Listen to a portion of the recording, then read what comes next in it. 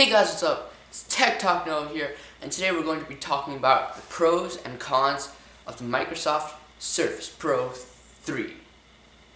Let's go.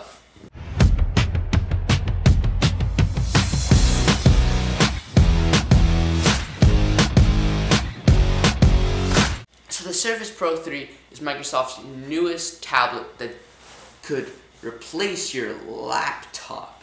And you guys are probably thinking, what the heck is this thing? No way a tablet is going to replace my awesome quad-core hyper-threading laptop that does all my work for me. Starting price of this tablet, $799. And you think, oh, that's a pretty good deal for a high-end iPad. I could get this thing. But it goes all the way up to roughly $2,000, $1,950 to be exact, $49, something like that. 4 to 8 gigs of RAM, 64 gigabytes base memory, up to 512, and it comes with either an i3, i5, or i7 core Intel processor. The resolution of the display is 2160 by 1440, so it's like a WQHD display, but it's just smaller this way. It's running Windows 8.1 out of the box. And I've had a lot of hands-on time with this product, so I'm just going to give you my pros and cons of what I think of the Surface Pro 3 by Microsoft. I don't know why I'm shaking my head. One thing I want to mention is that to basically use the Surface Pro 3, you have to buy the type cover, which is $130 by itself. I mean, that's just like ridiculous. I think they should have just included that. Maybe raise the price by like $70 or something. $130 for... So let's start off with the pros. The first pro of this product is the performance. With the i5 or i7 processor, you can get some serious work done on this tablet convertible thing, and it has a whole bunch of like processing power to do like most of your needs. I mean, I don't think that you can like edit like a 90-minute movie with this. I mean, you could, but it's not very practical. But for like everyday use, like you have like a 10-minute YouTube clip or something you want to edit, you know, or you want to make a document, make a spreadsheet, this is perfectly good for you. The second pro of this product is the screen. As I said, it's a 2160 by 1440p resolution, giving it approximately 216 pixels per inch, and it's in a 3:2 aspect ratio. And I think that was a good choice by Microsoft because it gives you the extra real estate vertically to have to just like work normally. So the third pro is that the Microsoft Surface Pro 3 is very thin. It's less than a centimeter thin, 9/10 around there to be exact, and it's 1 3/4 pounds, like 1.75 pounds.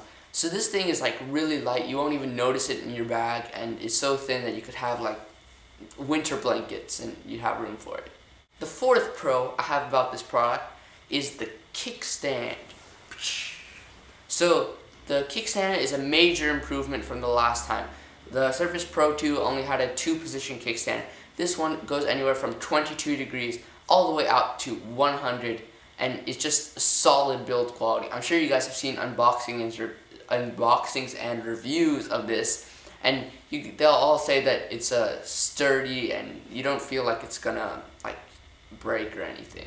The fifth pro I have about the Surface Pro 3 is that the battery is pretty good. Microsoft claims 9 hours. I think that's pretty accurate. Maybe a little bit more, a little bit less, depending on what you're doing. But you should be getting around 9 hours. So Microsoft, good job on not lying to you there. The sixth pro of the Surface Pro 3 is that the front-facing speakers are double thumbs up. I think that all phones and all tablets and everything should have front-facing speakers because sometimes, you know, they don't get it right. Like Samsung, I don't think you put you listen like to your phone like this. I mean, it's just speakers shouldn't be here. It should really be on this side. So thumbs up for the speakers. Number 7, the pen is outstanding. Well, I mean, I guess you could say like that because compared to everything else. Everything else pretty much sucks. But I mean, it does a pretty decent job. Like, it's really accurate, low latency. You couldn't ask for much more from a stylus, or a pen as they like to call it. I mean, it has a battery in it. You'd write on a tablet with it. It's pretty much a extra fancy stylish. And the last pro number 8, is that the type cover. It's a good type cover. I'm telling you. You could easily do work on this. You could just type on it. Like, it doesn't feel clunky, or it doesn't feel cheaply made, and the what's it called, trackpad is a major improvement over the last generation. The kind of soft touch thing wasn't really my style. Anyway, those are the pros of the Surface Pro 3. I'll just recap for you. Number 1 is the performance, number 2 is the screen, number 3 is the form factor, number 4 is the kickstand, number 5 is the battery, number 6 is the speakers, number 7 is the pen, and number 8 is the type cover. Okay, moving on to the cons. Dun dun dun. So the first con I have with this product is the number of USB ports. Like, really, Microsoft, you one USB port. Like, you could plug a mouse. I mean, this is supposed to be portable, so you use the trackpad instead of the mouse.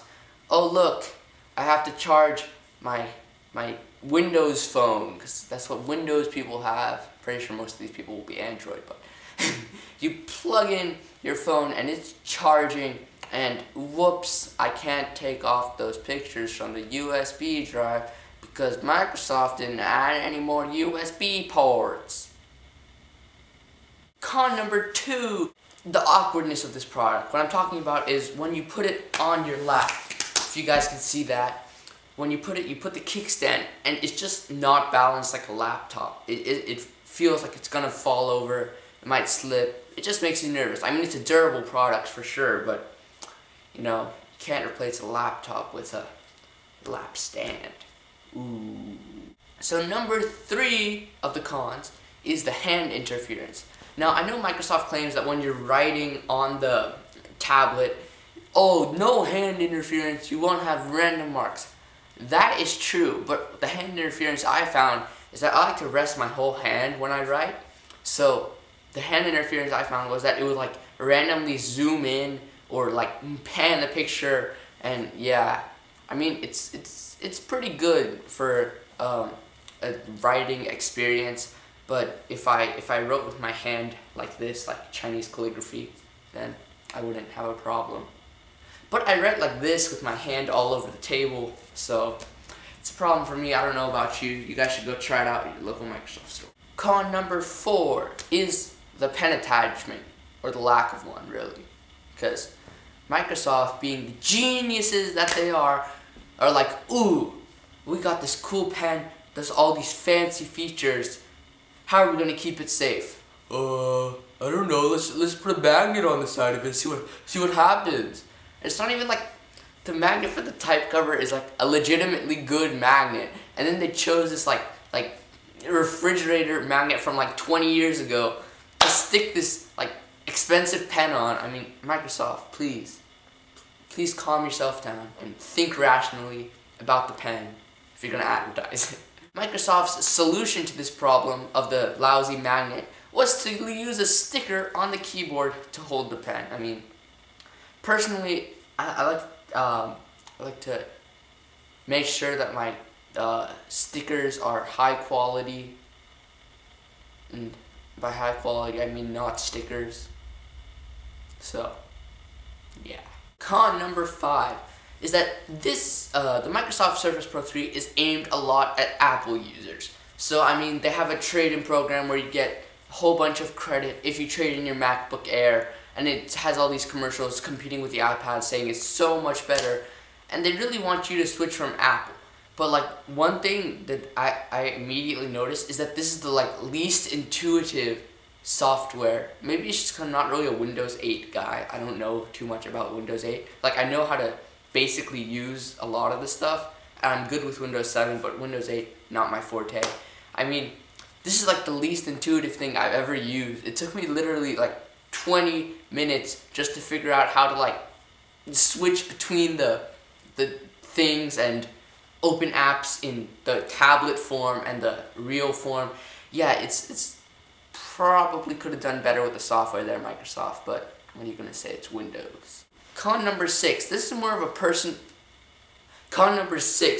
personal thing for me, but like I feel the kickstand flippy thing, I feel like it's just gonna break. I don't know, because every like flippy or pulley apart thing I've ever had has broken really in my life. So yeah, it's kind of a personal problem. But con number 7, the price is way too absurd. I don't know if that was a good accent or not. You guys can comment down below. Tell me if it was. But anyway, I think that, I mean, it's not on a like comparison basis. It's not expensive, but like to think about it, you're paying $1,500 for a Core i5. I mean, seems a little ridiculous. This isn't a problem with just the Surface Pro 3, so I guess I shouldn't be criticizing it. But like, it's just a problem with laptops that are a thing in general. The last and final call, number 8, is that $799 is a good starting price. But to think about what you get for that, here, hold on, let me read to you the specs directly from Microsoft. Okay, so you get a Core i3 at like 1.5 gigahertz with 64 gigabytes of storage. And then, yeah, the rest is just kind of, yeah. I mean, if you just pay $1,000, $999, you get an i5 with decent specs, 128 gigs of storage. I mean, that's a reasonable amount of storage for like a small device that I don't think that you're gonna be like editing the next cinema feature on. But 64 gigabytes of storage for a desktop or laptop computer that's supposed to replace your laptop, and an i3 at 1.5 gigahertz doesn't make that much sense, really. Could have thought that one better. So in conclusion, if I was upgrading from an old tablet like iPad 2, which is right now, my mom has one, and it's starting to get like really on its last legs, it's crashing all the time, and I didn't have a laptop, I would consider upgrading it like seriously to a Surface Pro 3, because it's a good mix between like the portability of a tablet and like kickstanding of a laptop. But if I just had a laptop, like a normal laptop that was fairly old, and I wanted to upgrade it, and I wasn't gonna be, I already had a tablet, or I didn't really like tablets. I don't know who doesn't, but like I didn't want those. I would not get this product. If I was upgrading for another laptop, I would get another laptop, because on the price, the performance, and on the usability in the real world, the kickstand isn't all that practical. So this is really who the Surface Pro 3 is aimed at. It's aimed at those people who already have a nice desktop PC, and they want a laptop, tablet to kind of go and travel with. Like when you go on an airplane, it's really convenient. The battery is great. Screen resolution is great. It's like a good media browser, but mixed with enough power. So if you're on the go, you could edit a few YouTube clips like this. And yeah, so it's really for people who travel a lot. Alright guys, I hope you enjoyed this video. If you did, give it a like and subscribe. And if you didn't, give a dislike, leave a comment why you didn't like it, and still subscribe, because I'll eventually make something that you guys are happy with. Otherwise, I don't know what I'm doing this for, you know. Just kidding, films. Shout out to Bart Kwan. Alright guys, see you on the next one. Peace.